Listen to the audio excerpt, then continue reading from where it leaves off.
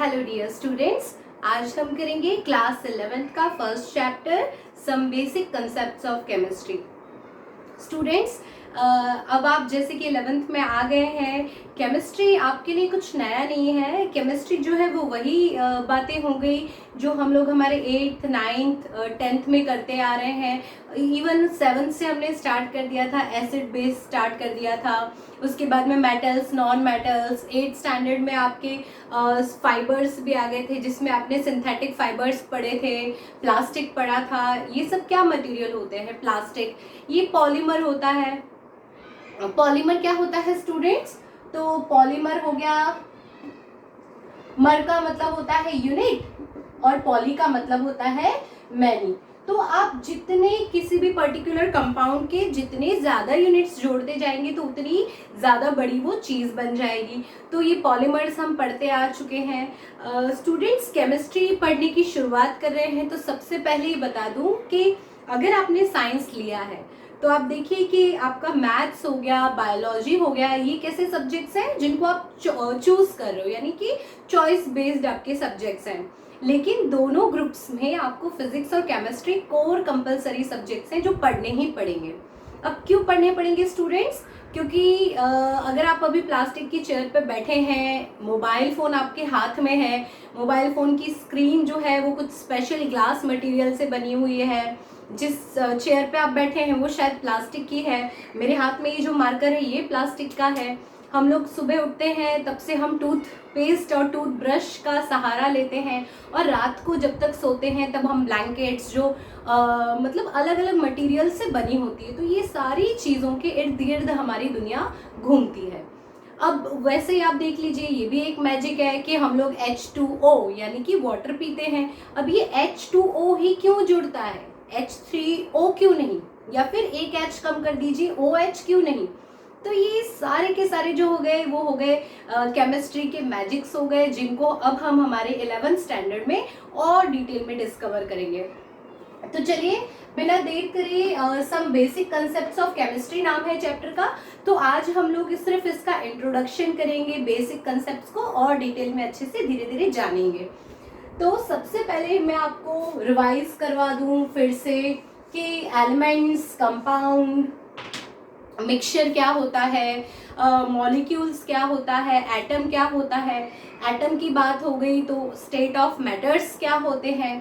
तो स्टूडेंट्स, कोई भी नॉन लिविंग चीज़ जो होती है, कोई भी नॉन लिविंग चीज़ जब भी हम उसको डिवाइड करें उसके सबसे छोटे पार्टिकल में, सबसे छोटे हिस्से में, तो वो होता है हमारा एटम।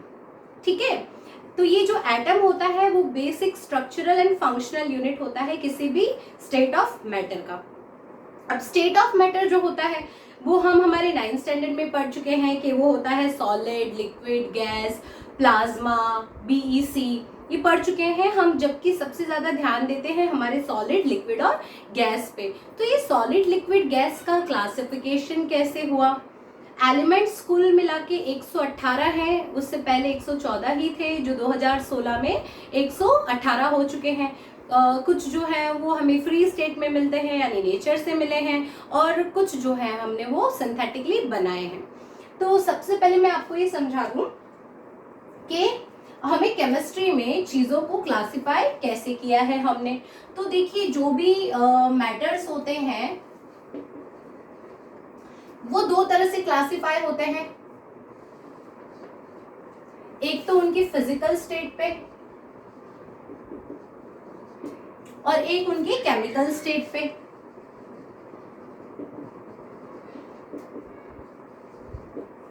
तो फिजिकल स्टेट का मतलब क्या हो गया स्टूडेंट? फिजिकल का मतलब हो गया, एग्जाम्पल ले लेते हैं H2O। अगर H2O को हमने ग्लास के अंदर रखा हुआ है तो भी वो H2O रहेगा।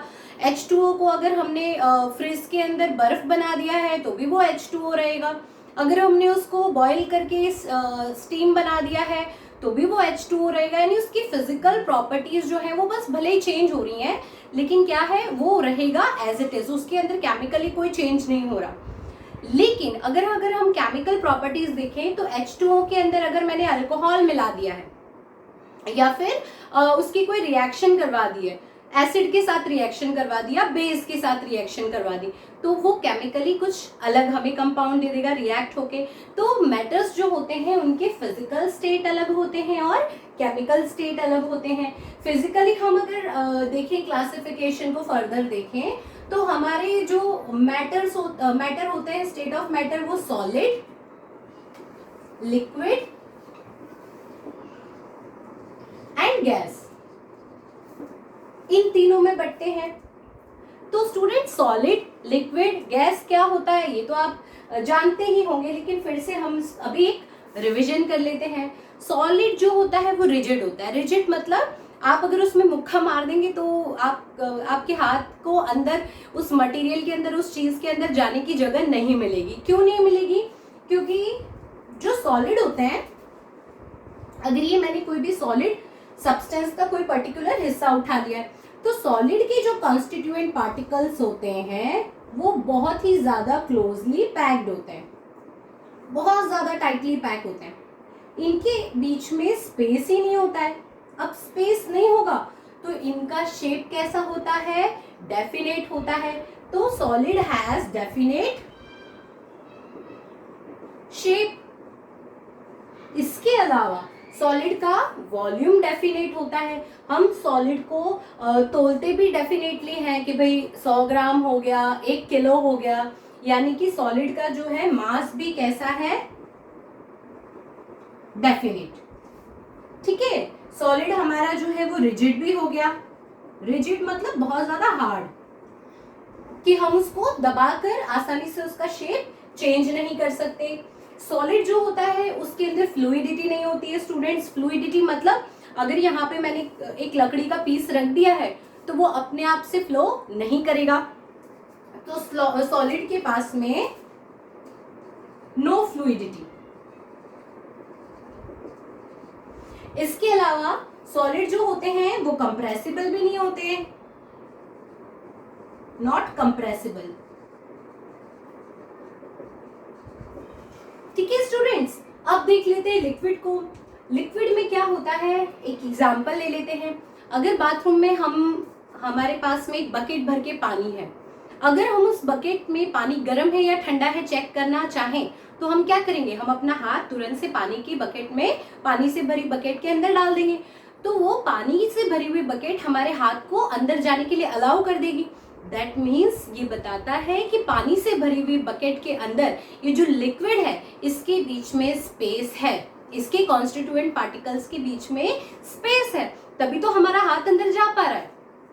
तो इसीलिए लिक्विड जो होता है, अगर मैंने ये पर्टिकुलर लिक्विड उठा लिया है, लिक्विड को मैं जूम करके देख रही हूँ, तो लिक्विड के कॉन्स्टिट्यूएंट पार्टिकल्स जो होते हैं वो लूजली पैक होते हैं ऐसे। तो इनके बीच में काफी जगह होती है। यहाँ पे कॉन्स्टिट्यूएंट पार्टिकल के बीच में इंटरमॉलिक्यूलर फोर्स ऑफ अट्रैक्शन बहुत ज्यादा, स्पेस ही नहीं है। लेकिन यहाँ पे लिक्विड में इंटरमॉलिक्यूलर फोर्स ऑफ अट्रैक्शन हमारी सॉलिड की कंपैरिजन में थोड़ा कम है, स्पेस है।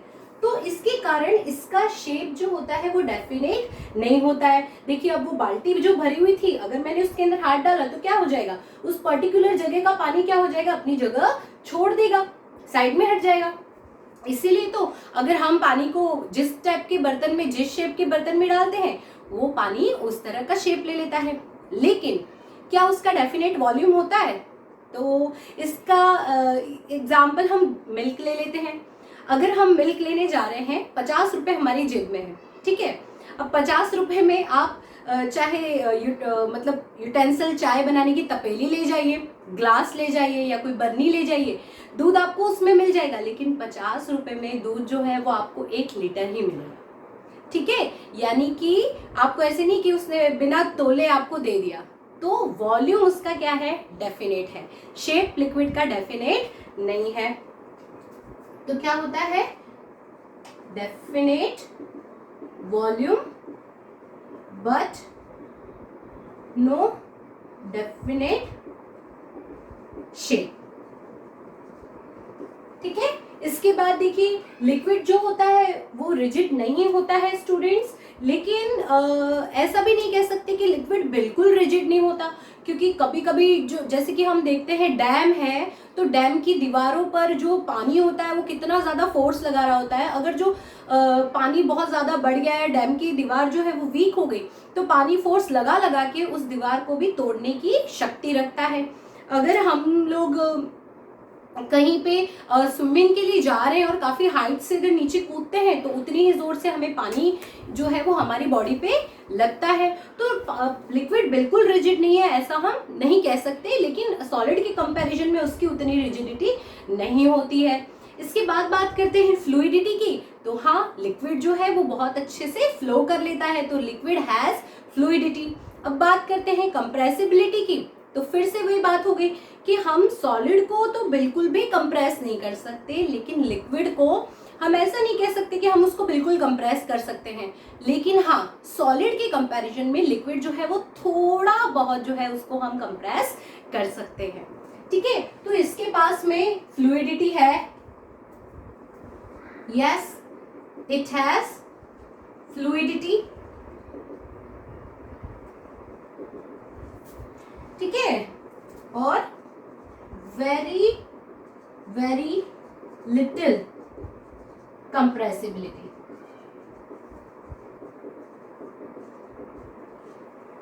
ठीक है, अब बात करते हैं स्टूडेंट्स गैस की। गैस जो है, सपोज कीजिए कि आपके आसपास कहीं पे जो है कूड़े का एक ढेर जल रहा है। अगर उस कूड़े के ढेर में से खूब सारा धुआं उठ रहा है और आप रोड क्रॉस करना चाहते हैं, तो आप बड़े आसानी से रोड क्रॉस करके जा सकते हैं। वो धुआं जो है वो आपको अलाउ कर देगा अपने अंदर से जाने के लिए। आप जो है आप जा सकते हैं, आपके फ्रेंड्स जा सकते हैं, बहुत सारे लोग जो है वो एक के बाद एक जा सकते हैं। ठीक है, इससे ये प्रूव होता है स्टूडेंट्स कि जो गैस होते हैं उसके पार्टिकल्स के बीच का इंटरमॉलिक्यूलर फोर्स ऑफ अट्रैक्शन बहुत कम होता है, जिसके कारण क्या होता है कि इतनी ज़्यादा स्पेस होती है उनके बीच में कि अगर हम पूरे के पूरे निकल जाएं या फिर कोई भी पार्टिकल को, किसी भी चीज़ को वो क्या कर देते हैं, अपने अंदर से पास होने के लिए अलाउ कर देते हैं। जैसे कि हमारा एटमॉस्फेयर किसका बना हुआ है? एटमॉस्फेयर गैसेस का बना हुआ है। ठीक है, अलग अलग प्रकार की गैसेस ही तो है, ऑक्सीजन है, हाइड्रोजन है, नाइट्रोजन है, तो ये सारी गैसेस से मिलके ही जो हमारा एटमॉस्फेयर बना हुआ है। अब इस एटमॉस्फेयर में हम कितने फ्रीली जो है वो घूम सकते हैं। तो हमारा जो गैस होता है उसके कॉन्स्टिट्यूएंट पार्टिकल्स बहुत ज्यादा रैंडमली पैक होते हैं। ठीक है, तो इससे अब देखिए कोई भी गैस का कोई पर्टिकुलर शेप दिखता है क्या? नहीं। ठीक है, गैस जो होता है उसका कोई पर्टिकुलर शेप नहीं होता है और उसका कोई पर्टिकुलर वॉल्यूम भी नहीं होता है। अगर हमें कभी गैस का वॉल्यूम लेना पड़े, ठीक है, क्योंकि हम कहीं कहीं पे जो बलून्स होते हैं, आजकल इवेंट देखते हैं, किसी भी इवेंट में हर एक बलून जो होता है उसके अंदर सेम वॉल्यूम की हवा भरनी होती है, गैस भरनी होती है, और कहीं कहीं पे हम जैसे कि रॉकेट्स में अगर हम hydrogen gas as a fuel use कर रहे हैं तो हमें उसका वॉल्यूम चाहिए होता है। तो गैस के वॉल्यूम के लिए हम क्या करते हैं, जिस कंटेनर में वो डाली जाती है उसके वॉल्यूम को हम गैस का वॉल्यूम समझ लेते हैं। तो ये हो गया हमारे गैस के कॉन्स्टिट्यूएंट पार्टिकल जो बिल्कुल रैंडमली पैक है और इसका no definite volume and no definite shape. ठीक है स्टूडेंट्स, फ्लूइडिटी की बात करें अगर हम गैस की, तो ये आपके क्वेश्चंस जो है 9th स्टैंडर्ड में आप ऐसे क्वेश्चंस फेस कर चुके हैं, एग्जाम में भी आते हैं ऐसे क्वेश्चंस।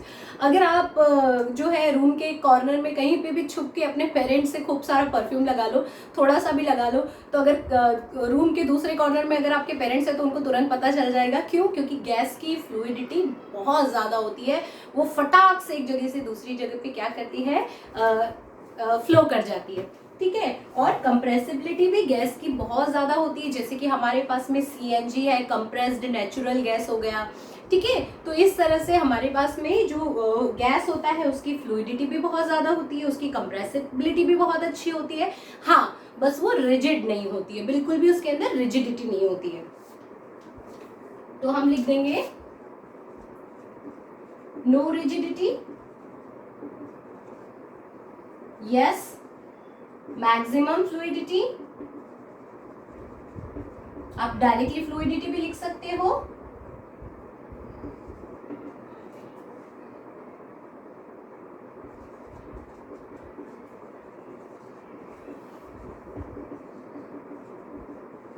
Maximum compressibility.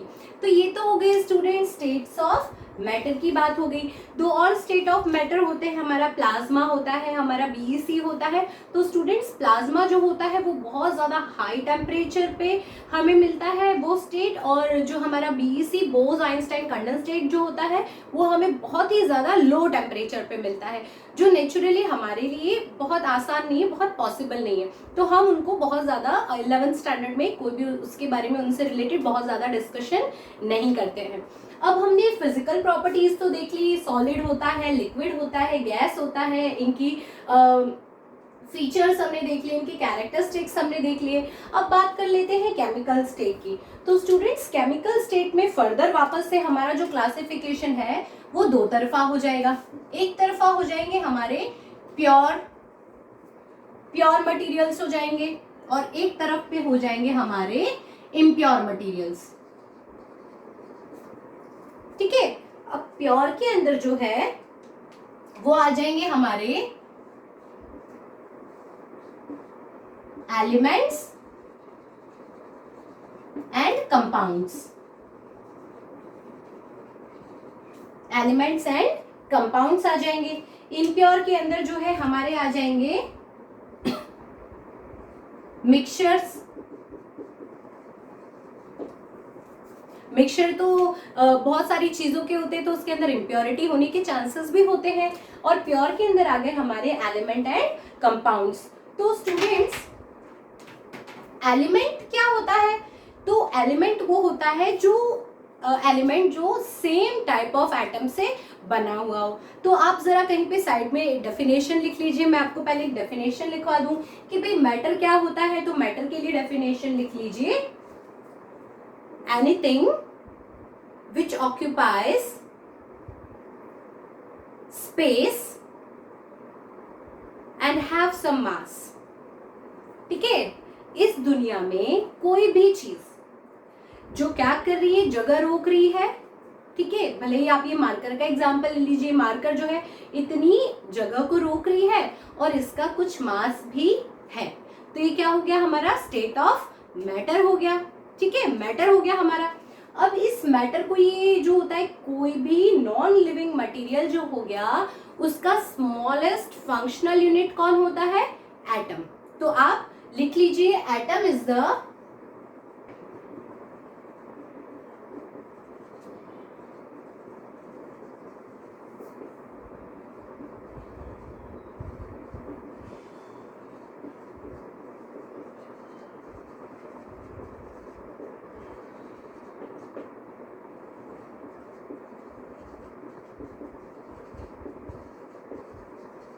एटम जो होता है वो किसी भी स्टेट ऑफ मैटर का सबसे smallest functional and structural unit होता है।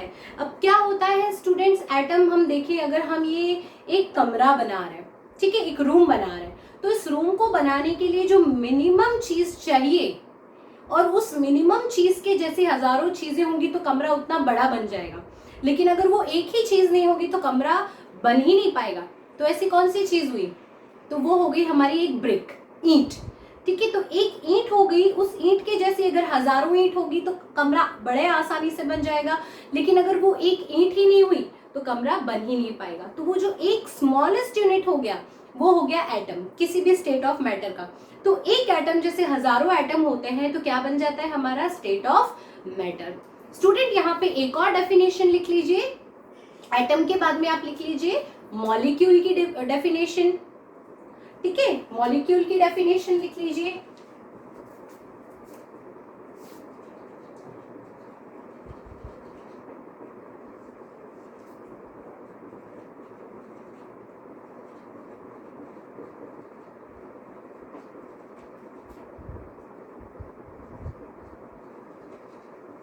ठीक है, दो और दो से ज्यादा एटम जब कंबाइन करते हैं तो वो हमें क्या देते हैं?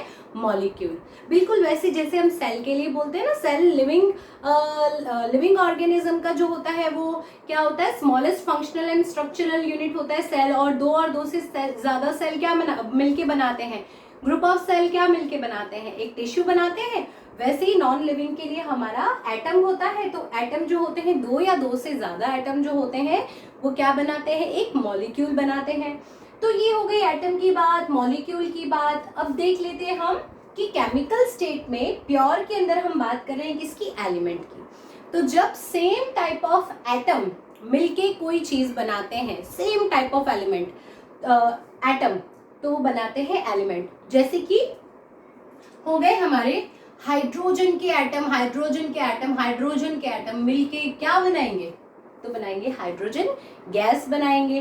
तो हो गए, it is made up of same kind of atoms.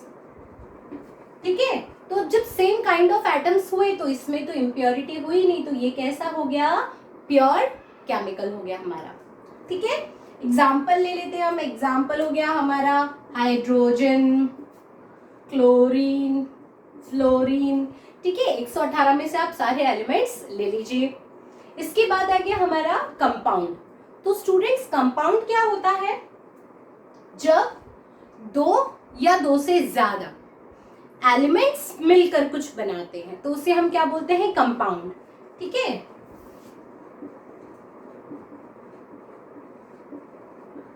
when two or more than two elements combine together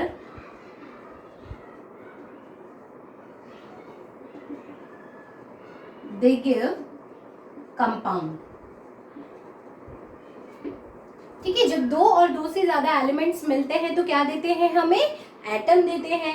example देख लेते हैं, Na हो गया, इसके अंदर हम Cl, Na एक एलिमेंट है, Cl एक एलिमेंट है, दोनों क्या दे देंगे हमें, NaCl दे देंगे। ठीक है, इसके बाद हम देख लेते हैं कि भाई H2 हो गया, O2 हो गया, ये दोनों मिलके हमें क्या देंगे, तो ये दोनों मिलके हमें दे देंगे H2।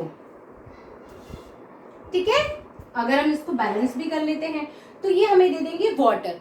तो हाइड्रोजन एक अलग एलिमेंट है, ऑक्सीजन एक अलग एलिमेंट है, और ये हमें क्या दे देगा, एक वाटर दे देगा, एक कंपाउंड दे देगा। स्टूडेंट्स, ये मैंने H2 और O2 क्यों लिखा है, क्योंकि कुछ ऐसे एलिमेंट्स होते हैं नेचर में जो डायएटॉमिक इन नेचर होते हैं। डायएटॉमिक मतलब जो हमेशा दो के पेयर में ही पाए जाते हैं। हाइड्रोजन हो गया, ऑक्सीजन हो गया, नाइट्रोजन हो गया। तो ऐसे एलिमेंट्स ये दो के उसमें क्यों पाए जाते हैं फॉर्म में, तो ये अपनी ऑक्टेट को कंप्लीट करने के लिए, इलेक्ट्रॉनिक कॉन्फ़िगरेशन को कंप्लीट करने के लिए डायएटॉमिक इन नेचर होते हैं। जैसे हाइड्रोजन हो गया, हाइड्रोजन का एटॉमिक नंबर क्या होता है, देखिए स्टूडेंट्स बड़े ध्यान से देख लीजिए। हम एलिमेंट को, एलिमेंट का सिंबल लिखते हैं। एलिमेंट का अगर हम सिंबल लिख रहे हैं, अगर एलिमेंट का सिंबल दो अल्फाबेट में होता है तो पहला अल्फाबेट हम कैपिटल लिखते हैं, दूसरा हम स्मॉल लिखते हैं। उसके बाद उसके लेफ्ट हैंड साइड पे नीचे सबस्क्रिप्ट में, यानी कि नीचे की तरफ हम उसका एटॉमिक नंबर लिखते हैं। उसके ऊपर सुपरस्क्रिप्ट में हम उसका एटॉमिक मास लिखते हैं। ठीक है, तो ये हाइड्रोजन हो गया। हाइड्रोजन जो है इसका एटॉमिक नंबर कितना है, 1। ठीक है, एटॉमिक नंबर जितना होता है स्टूडेंट्स, उतना ही उस एलिमेंट के अंदर प्रोटॉन्स या फिर इलेक्ट्रॉन्स होते हैं। ठीक है, तो अब इसके अंदर देखिए, एक इसका एटॉमिक नंबर है तो इसके अंदर कितने प्रोटॉन हो गए, 1। कितने इलेक्ट्रॉन हो गए, 1। हम 9th स्टैंडर्ड में पढ़ चुके हैं, नील बोहर के हिसाब से हमारा ऑक्टेट क्या होना चाहिए, 2 8 8 18। ठीक है, के एलिमेंट शेल याद कीजिए। तो इस हिसाब से इसके पहले ऑर्बिट में 2 इलेक्ट्रॉन होने चाहिए, एक ही है। तो किसी दूसरे एलिमेंट, किसी अनजान एलिमेंट से इलेक्ट्रॉन्स की शेयरिंग करने से बेटर ये समझता है कि इसके जैसे हजारों हाइड्रोजन जो है वो फ्री स्टेट में मिलते ही हैं, तो ये दो हाइड्रोजन जो होते हैं वो एक दूसरे से कंबाइन कर लेते हैं। जैसे कि ये देख लीजिए, यहाँ पर ये एक हाइड्रोजन का इलेक्ट्रॉन है, यहाँ पे दूसरा इसका इलेक्ट्रॉन, तो ये आपस में क्या कर लेते हैं, बॉन्ड बना लेते हैं। ठीक है।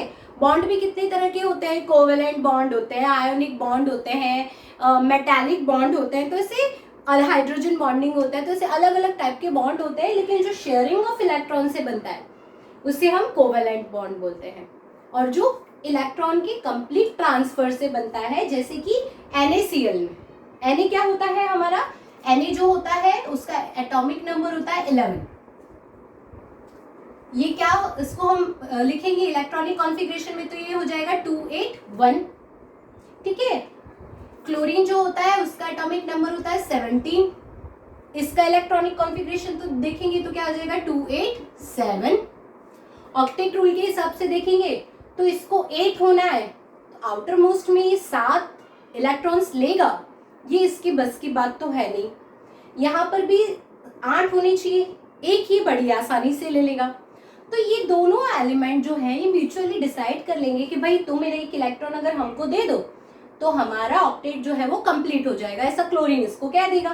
तो ये अपना इलेक्ट्रॉन इसको दे देगा कंप्लीटली, ये हो जाएंगे 8 और ये हो जाएंगे 2 और 8 यानी कि 10, या 8 आ जाएगा इसके ऑक्टेट में। अब एक इलेक्ट्रॉन कम हो गया, ठीक है, कितना होता है 11 प्रोटॉन थे, एटॉमिक नंबर 11 है, 11 इलेक्ट्रॉन थे, एक इलेक्ट्रॉन कम हो गया 10 रह गए, तो प्लस और माइनस क्या होता है, माइनस, साइन किसकी लगेगी, बड़े की, तो आंसर आ गया हमारा +1। तो यहाँ पे क्या हो गया, Na हमारा हो गया +1। और वही Cl को देखिए, 17 एटॉमिक नंबर है यानी 17 प्रोटॉन थे, 17 इलेक्ट्रॉन थे, एक इलेक्ट्रॉन ले लिया यानी 18 इलेक्ट्रॉन हो गए, प्लस और माइनस क्या हो जाएगा, माइनस, साइन किसकी लगेगी, बड़ी की, यानी -1। तो Cl क्या हो गया हमारा -1। तो इस तरह से जो कंप्लीट ट्रांसफर ऑफ इलेक्ट्रॉन्स होता है स्टूडेंट्स, तो वहां पे ऐसे जो बॉन्ड बनते हैं उनको हम आयोनिक बॉन्ड कहते हैं।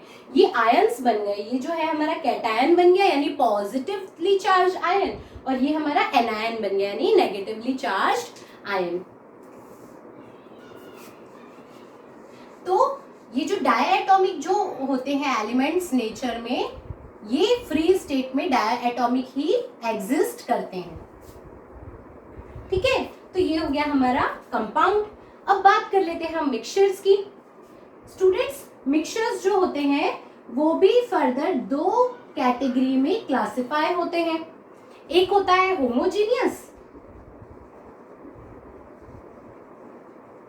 होमोजीनियस मिक्सचर और एक होता है हेटेरोजीनियस मिक्सचर, ठीक है। अब होमोजीनियस मिक्सचर, हेटेरोजीनियस मिक्सचर क्या होता है समझने के लिए चलिए नींबू पानी बना लेते हैं। आप सोच रहे होंगे मैडम नींबू पानी क्यों बना रहे हैं, तो आप बहुत अच्छे से समझ जाए इसीलिए। ये हमने एक ग्लास ले लिया, इस ग्लास के अंदर हम नींबू पानी बनाने के लिए क्या क्या चीजें लेते हैं, तो हम पानी लेते हैं यानी कि वाटर ले लिया, ठीक है। हम क्या लेंगे, चीनी लेंगे यानी कि शुगर ले लिया, थोड़ा सा सॉल्ट भी ऐड करेंगे, सबसे इम्पॉर्टेंट नींबू पानी यानी कि लेमन जूस ऐड करेंगे। इन सबको हम बहुत अच्छे से क्या कर लेंगे स्टूडेंट्स, मिक्स कर लेंगे, ठीक है।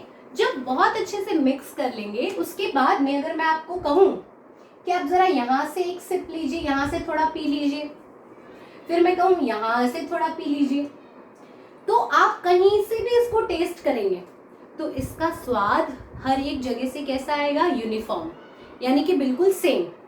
कैसा दिखेगा ये पूरा का पूरा, तो बिल्कुल मिक्स हुआ, एकदम यूनिफॉर्म दिखेगा।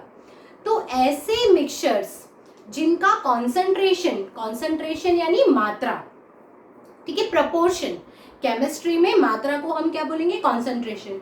तो ऐसा मिक्सचर जिसके अंदर अलग अलग कंपाउंड को हमने मिक्स किया हुआ, अलग अलग कंपाउंड यानी 2 या 2 से ज्यादा हो गए, देखो शुगर हो गया, शुगर क्या होता है हमारा, ठीक है, शुगर हो गया, फिर बाद में हमारा सॉल्ट हो गया, NaCl हो गया, ये कंपाउंड है, H2O ये एक वाटर है, यानी 2 से ज्यादा कंपाउंड्स जब मिलते हैं तो वो क्या देते हैं, हमें मिक्सचर देते हैं।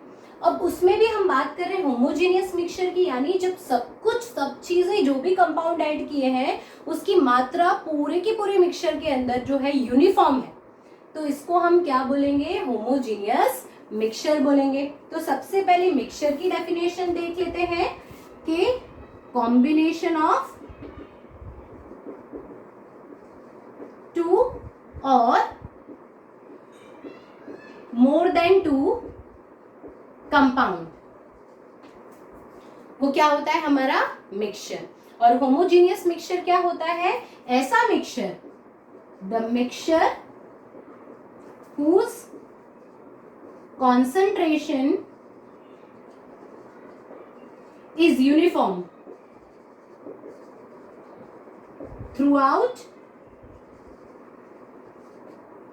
the mixture। ठीक है, तो अब आप ये समझ गए होंगे कि होमो का मतलब होता है सेम, ऊपर से नीचे, थ्रू आउट द मिक्सचर कैसा है इसका कॉन्सेंट्रेशन, तो इसका कॉन्सेंट्रेशन है सेम। अब हेट्रोजीनियस, हेट्रो यानी हेट कर रहा है, आपस में इसकी बनी नहीं रही है, तो ऐसा सॉल्यूशन हम ले लेते हैं स्टूडेंट्स। इसमें से मैं नींबू पानी को हटा देती हूँ और फिर से इसके अंदर मैं पानी भर लेती हूँ। अब मैंने क्या किया, इसके अंदर थोड़ी सी कील डाल दी, कील मतलब मेटल के टुकड़े, आयरन के टुकड़े मैंने इसके अंदर डाल दिए, ठीक है। अब फिर बाद में मैंने इसके अंदर थोड़ी सी सैंड भी डाल दी। अब देखो वापस से क्या हो रहा है, आयरन डाल रही हूं मैं, ठीक है। अगर आयरन जो है वो ऑक्साइड के साथ में, मेटेलिक ऑक्साइड के साथ में है तो भी मैंने डाल दिया है। फिर मैंने थोड़ा सा सैंड डाल दिया, सैंड क्या होता है, बेसिकली सिलिकेट्स होते हैं, वाटर है, तो अलग से फिर से 3 कंपाउंड डाल दिए। लेकिन इस बार क्या होगा, इस बार जो कीले हैं वो नीचे दब जाएंगी, नीचे बैठ जाएंगी पानी में। मिट्टी है, जब तक मैं घोलूंगी तब तक ऊपर ऊपर घूमेगी, फिर वापस से नीचे बैठ जाएगी। यानी थ्रू आउट द मिक्सचर इसका जो कॉन्सेंट्रेशन है वो कैसा है, यूनिफॉर्म नहीं है।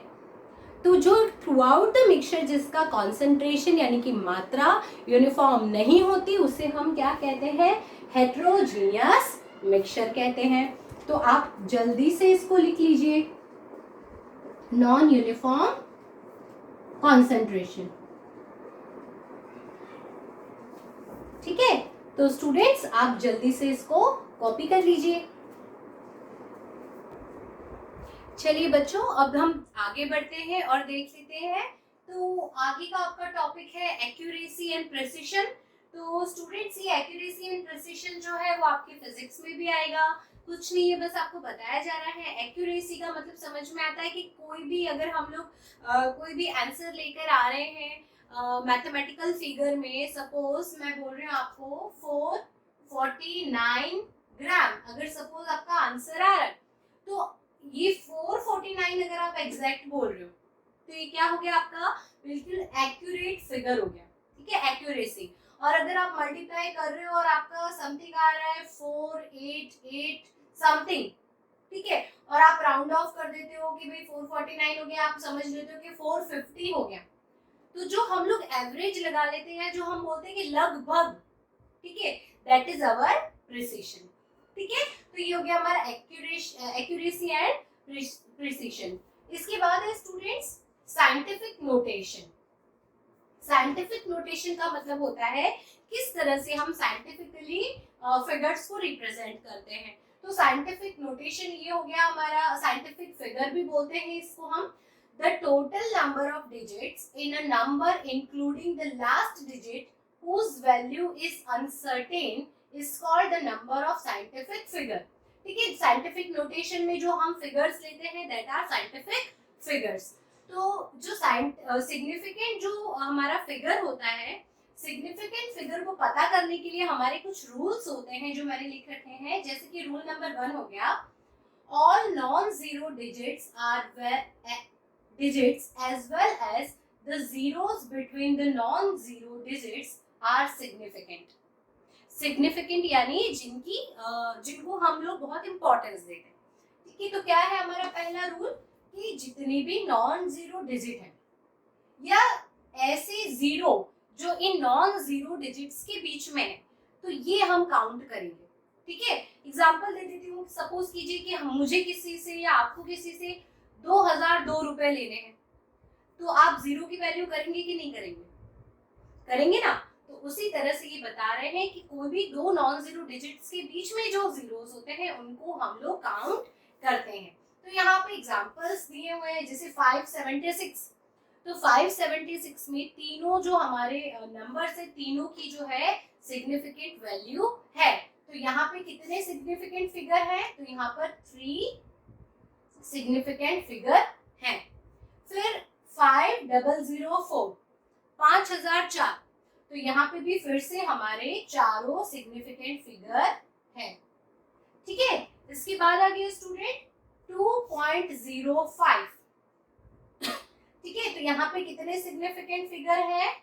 यहाँ पे 3 सिग्निफिकेंट फिगर है। ठीक है, हमारे 3 सिग्निफिकेंट फिगर है। अब जो हमारा 0.48 आ गया स्टूडेंट्स, तो देखो यहाँ पे साफ साफ लिखा हुआ है कि हमें उन जीरो को सिग्निफिकेंट फिगर काउंट करना है जो दो नॉन जीरो डिजिट्स के बीच में। ठीक है, यहाँ पे देखो 2 और 5 के बीच में जीरो है, तो हमने इसको काउंट किया। लेकिन यहाँ पे ये जो जीरो है, ये दोनों नॉन जीरो डिजिट्स के बीच में नहीं है, तो हम इसको काउंट नहीं करेंगे। और यहाँ पे कितने फिगर हैं? सिर्फ 2 सिग्निफिकेंट फिगर। ठीक है, ये क्वेश्चंस बिल्कुल नहीं आते हैं आपके एग्जाम में, किसी भी कॉम्पिटिटिव एग्जाम में तो ये ना के बराबर आते हैं, लेकिन आपके मिड टर्म में हो गया, पीरियोडिक टेस्ट में हो गया, तो 1-2 मार्क्स के क्वेश्चंस आ सकते हैं बस। बोर्ड्स के पर्पस से बिल्कुल भी एग्जाम में ये ऐसे क्वेश्चंस कभी नहीं आते, फाइनल एग्जाम में भी ऐसे क्वेश्चंस कभी नहीं आते। ठीक है, फिर zeros to the left of the first non-zero digit in a number are not significant, यानी जितने भी हमारे लेफ्ट साइड पे जो नंबर है नॉन जीरो के, वो जीरोस को हम लोग क्या करते हैं? सिग्निफिकेंट फिगर काउंट नहीं करते। तो यहाँ पे कितने सिग्निफिकेंट फिगर हो गए? तो यहाँ पे सिर्फ 1 सिग्निफिकेंट फिगर है। ठीक है, यहाँ पे कितने हो गए? तो यहाँ पे सिर्फ 2 सिग्निफिकेंट फिगर है। ठीक है ना स्टूडेंट्स, यहाँ पे हम क्या करेंगे? जो नॉन जीरो नंबर की लेफ्ट साइड पे होते हैं उनको कभी भी हम सिग्निफिकेंट नंबर फिगर काउंट नहीं करते। इसके बाद देखते हैं rule number 3, if a number ends in zeros, अगर कोई नंबर जीरोस में खत्म हो रहा है, but these zeros are to the right of the decimal, ये जीरो जो है वो पॉइंट के डेसिमल के पीछे यानी राइट साइड पे लगते हैं, तो ऐसे डेसिमल पॉइंट के बाद वाले जीरोस को हम सिग्निफिकेंट लेंगे। जैसे कि मुझे अगर किसी से 4.5 रुपए लेने हैं, तो अगर वो मुझे कहे कि जीरो की तो वैल्यू ही नहीं है, तो फिर यानी पॉइंट के बाद वाले जीरो की वैल्यू है। ठीक है, तो यहाँ पे कितने फिगर हो गए? तो ये देखिए 2 सिग्निफिकेंट फिगर हो गए। यहाँ पे कितने हो गए? तो 3 हो गए। यहाँ पे इन दोनों को तो हम काउंट करेंगे ही नहीं। कितने हो गए? 1, 2 और 3। ठीक है, तो ये हो गए हमारे 3 सिग्निफिकेंट फिगर। ठीक है स्टूडेंट्स, अब जो रूल है 4th नंबर का, ये कह रहा है if a number ends in zeros but these zeros are not to be the right of a decimal point, these zeros may or may not be significant figure. जैसे कि यहाँ पे है डेसिमल पॉइंट के बाद में राइट हैंड साइड पे है। ठीक है, यहाँ पे देख लीजिए, यहाँ पे कोई डेसिमल पॉइंट ही नहीं है, तो आप क्या करेंगे? इन सबको सिग्निफिकेंट फिगर ले लेंगे, 1, 2, 3, 4, 5।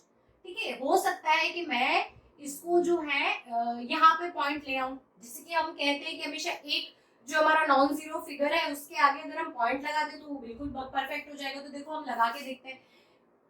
क्या कर दूंगी मैं? यहाँ पे अगर पॉइंट है, मैं ऐसा सपोज करके चलूं, तो अगर मैं पॉइंट को यहाँ पे शिफ्ट करती हूँ तो देखो कितना आ रहा है आगे, 1, 2, 3, 4, 5। कितना आ रहा है? 5 आगे आ रहा है। अगर मैं इस पॉइंट को यहाँ पे शिफ्ट करती हूँ तो ये पीछे ही आएगा। तो स्टूडेंट्स ये समझ लीजिए कि जब भी हम पॉइंट को राइट टू लेफ्ट शिफ्ट करते हैं, ठीक है, तो क्या होता है? हमारी पावर जो होती है वो ऐड होती है, पॉजिटिव में आती है। तो देखो यहाँ पे कितना ऐड किया मैंने? 1, 2, 3, 4 और 5, तो क्या हो गया? 10 की पावर 5। ठीक है, यहाँ पे आ गया ये हमारा 0.10500। तो अब देख लो, पॉइंट के डेसिमल के बाद में नॉन जीरो डिजिट्स है और पीछे भी जीरो जीरोस है, तो ये सारे के सारे क्या हो जाएंगे? हमारे सिग्निफिकेंट फिगर हो जाएंगे। कितने हो गए? 1, 2, 3, 4, 5। तो तो कितने सिग्निफिकेंट फिगर हो गए? 5 सिग्निफिकेंट फिगर हो गए। ठीक है, अब इसी को देखो, मैं यहाँ पे से भी अगर एक पॉइंट को शिफ्ट कर देती हूँ, ठीक है, तो ये कितना हो गया? एक पॉइंट को शिफ्ट किया तो यहाँ कितना आ जाएगा? 10 की पावर, या फिर रहने देते हैं, शिफ्ट नहीं करते इसको, तो हम वैसे भी कर लेंगे। यहाँ पे भी 5 सिग्निफिकेंट फिगर ही आ रहे हैं। ठीक है स्टूडेंट्स, एक और चीज सीख लो, जैसे आपने सीखा कि लेफ्ट टू राइट अगर हम पॉइंट को शिफ्ट करते हैं तो पावर हमारी किस में होती है? पॉजिटिव में। पावर में हम क्या करते हैं? ऐड करते हैं। अगर यही हमारा होता है 0.0000006, ठीक है, ये कोई ऐसे ही फिगर ले लिया है मैंने, अब मैं पॉइंट को शिफ्ट कर रही हूँ, तो देखो 1 2 3 4 5 6 7, ठीक है, तो 6.0 इंटू 10 की पावर कितना आ जाएगा? -7। तो जब हम पॉइंट को लेफ्ट टू राइट शिफ्ट करते हैं तो पावर में क्या होता है? सब्सट्रैक्शन। जब हम पावर को राइट टू लेफ्ट की तरफ शिफ्ट करते हैं तो पावर में क्या होता है? एडिशन। ठीक है, तो आप ये सारे के सारे रूल्स लिख लीजिए, ये साइंटिफिक फिगर को निकालने की, और इस तरह से जो हम लिखते हैं इसको हम साइंटिफिक नोटेशन कहते हैं। तो स्टूडेंट्स, अब स्टूडेंट्स केमिस्ट्री में जो हमारे 7 बेसिक हम लोग यूनिट्स देखेंगे, फंडामेंटल यूनिट्स देखेंगे, वो 7 बेसिक फंडामेंटल यूनिट्स कौन से होते हैं हमारे? तो वो होते हैं हमारे लेंथ,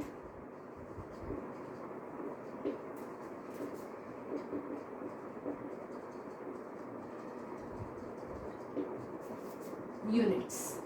ठीक है, 7 बेसिक फंडामेंटल यूनिट्स कौन कौन सी होती है? तो होती है हमारी लेंथ, मास, टाइम,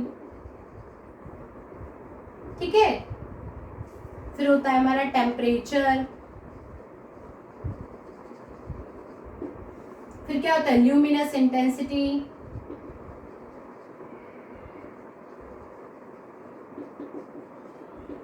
ठीक है, उसके बाद होता है हमारा इलेक्ट्रिक करंट,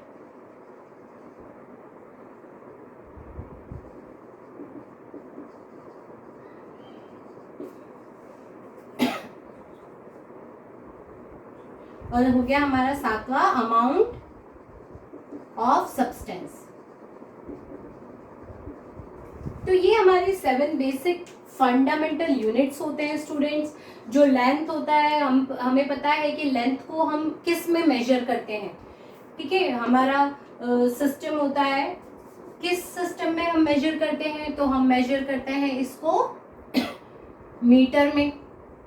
ठीक है, उसके बाद मास है, मास का क्या यूनिट होता है? ऐसा यूनिट, तो ये होता है हमारा केजी। टाइम को हम किस में मेजर करते हैं? तो मेजर करते हैं हम सेकंड में। टेम्परेचर को किस में मेजर करते हैं? तो सेल्सियस भी होता है, फ़ारेनहाइट भी होता है, केल्विन भी होता है, लेकिन ऐसा यूनिट में हम केल्विन को स्टैंडर्ड लेते हैं। तो टाइम को मेजर करते हैं हम केल्विन में। ठीक है, सॉरी, सेकंड हो गया, टाइम को मेजर करते हैं हम सेकंड में, टेम्परेचर को हम केल्विन में करते हैं। ठीक है, ल्यूमिनस इंटेंसिटी हो गया, तो इसको हम मेजर करते हैं कैंडेला में। ठीक है, इलेक्ट्रिक करंट हो गया, इलेक्ट्रिक करंट को हम किस में मेजर करते हैं? तो एम्पियर में।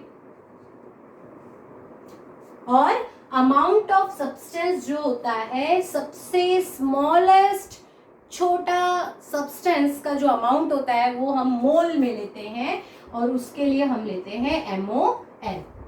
तो ये हो गए स्टूडेंट्स हमारे 7 बेसिक फंडामेंटल यूनिट्स। अब ये जो है ये हमारे SI यूनिट सिस्टम में हमने ले लिए हैं।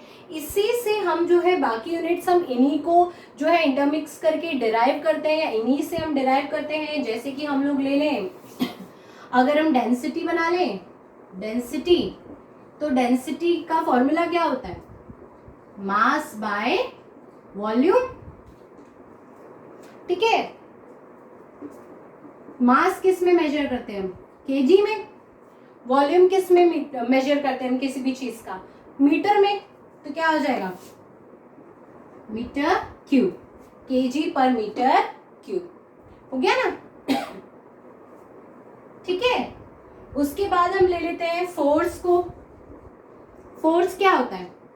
मास इनटू एक्सेलरेशन, ठीक है। मास किस में लेते हैं हम? केजी में। एक्सेलरेशन किस में लेते हैं हम? मीटर पर सेकंड में, मीटर पर सेकंड स्क्वायर में, ठीक है। तो ये जो हो गए ये हमारे डिराइव्ड यूनिट्स हो गए, यानी कि इन्हीं 7 बेसिक फंडामेंटल यूनिट्स से हमने जो यूनिट्स नए डिराइव किए हुए हैं, ठीक है स्टूडेंट्स। तो ये जो है ये बेसिक कंसेप्ट्स हो गए। इसके बाद में हमें अभी बहुत कुछ सीखना बाकी इस चैप्टर में। हमें सीखना है मोल कंसेप्ट, जो कि आपका जो कहते हैं ना एकदम, अगर आपको मोल कंसेप्ट नहीं आएगा तो कुछ नहीं आएगा, ये समझ लीजिए आप, जब बहुत आसान है वो हमें सीखना है। उसके बाद हम सीखेंगे कॉन्सेंट्रेशन का पता करना। कॉन्सेंट्रेशन का मतलब होता है मात्रा। केमिस्ट्री में हमें ये पता होना बहुत ज़रूरी है, क्योंकि कोई भी चीज़ हम ले रहे हैं अपने आसपास, इवन ऑक्सीजन हो गया, कितना पॉल्यूशन है एयर में, तो हर एक चीज़ की मात्रा जानना बहुत ज़रूरी है। तो उसको हम कॉन्सेंट्रेशन से पता करते हैं। कॉन्सेंट्रेशन निकालने के बहुत सारे तरीके होते हैं, weight by weight, volume by volume, ppm, molarity, molality, mole fraction, तो इन सब के बारे में हम जानेंगे। इसके बाद में हमें लॉज पढ़ने हैं, मोस्ट इम्पॉर्टेंट लॉज, जो आपके एग्जाम में भी 100% आ सकते हैं। फिर हम कुछ न्यूमेरिकल्स करेंगे, इसके एम्पेरिकल फॉर्मूला आएगा इस चैप्टर में, लिमिटिंग रिएजेंट आएगा। तो इतनी सारी चीज़ें अभी हमको और करनी है। तो आप ये सब चीज़ों को अच्छे से लिख लीजिए, बार बार इनका रिवीजन करते रहें, तो साथ के साथ आपका तैयार होता जाए।